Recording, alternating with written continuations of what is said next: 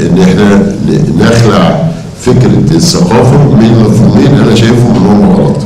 اول مفهوم ان الثقافه في خدمه النظام حتى وان لم نعلن ذلك، وتاني حاجه ان الثقافه يعني عمل مدر للرتم.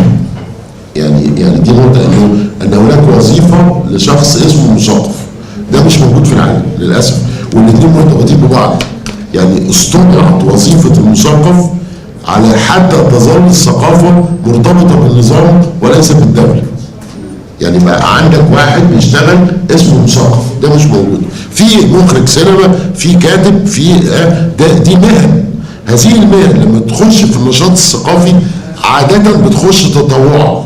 وحد لحضراتكم مثل ان معظم المهرجانات الادبيه في العالم حتى اهمها اولا مش موجوده في المدن الكبرى، نادرا ما تجد. يعني اهم المؤتمرات الادبيه في ايطاليا مش موجوده في روما، موجوده في ساعات بتبقى موجوده في قرى تنزل، لان هو بيعمل عمليه احياء لقريه صغيره بعد 4-5 سنين بتبقى علامه من العلامات على مستوى العالم، فمستوى الخدمات بيزيد وكله بيزيد، وبتتعمل جامعه بعد كده، وبعدين تنزل تجد انه تلتين اللي بيشتغلوا في المؤتمر متطوعين، من اول اللي بيجيبك من المطار لغايه اللي بتوصلك البنات القريه اللي بيوصلوك علشان ما تتوهش. ليه؟ لانه فكره ان الثقافه ليست مهنه. الحقيقه احنا عندنا فكرتين غلط خالص، ولو احنا تحررنا من فكره مهنه الثقافه وفكره انه الثقافه في خدمه الدوله وليست في خدمه النظام، اعتقد هنصل للمفهوم القوي جدا اللي انا معجب بيه، انه لا مجال لانك تعمل توصيات وتطلب مقابله من السيد وزير الثقافه او من يمثله علشان تقول له والله يا ريت والله لو سمحت ما تكسفناش سيادتك كنت عملت.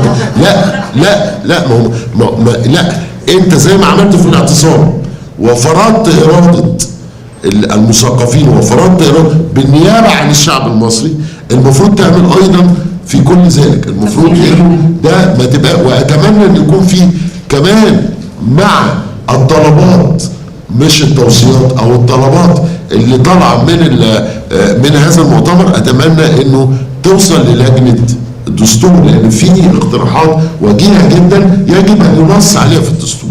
يعني فكره مثلا الضرائب اللي موجوده في العالم، انه في العالم اما انك تدفع ضرائب او تعمل ما يسمى خدمه عامه، فما تعملش. يعني لو تبرعت الجامعه بيتشال من عندك الضرائب، لو تبرعت لو عملت دور عرض يتشال من عندك الضرائب، لو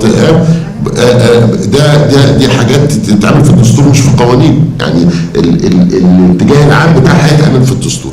وبالتالي اتمنى انه كمان وقت المؤتمر مهم في انه يفرض يعني ارادته معنويا على من يكتب الدستور الان. وجمله اخيره، انه معركه حقيقيه تدور الان ولسنا يعني ليست بعيده عن قضيه الثقافه، ان هناك معركه حقيقيه تدور في لجان كتابه الدستور بين قوى ثوريه تريد دستورا يحقق الدوله التي قامت من اجلها الثوره، وهناك قوى للاسف رجعيه وان يعني تغيرت اشكالها سواء كانت بلحيه او بدون لحيه، انما في قوى رجعيه تريد ان تفرض كتابة الدستور من مضمونه حتى ينتهي إلى إن إحنا يبقى عندنا كل شيء ما عدا حسني مبارك. يعني كل شيء، وبالتالي دخول